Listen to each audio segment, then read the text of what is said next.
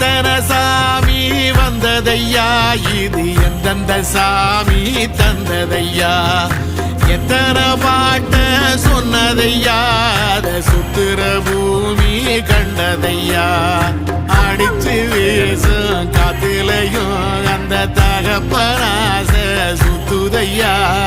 பிடிச்சு பூக்கும் வேதையிலும் ஒரு வம்சத்து கதையே உள்ளதையா,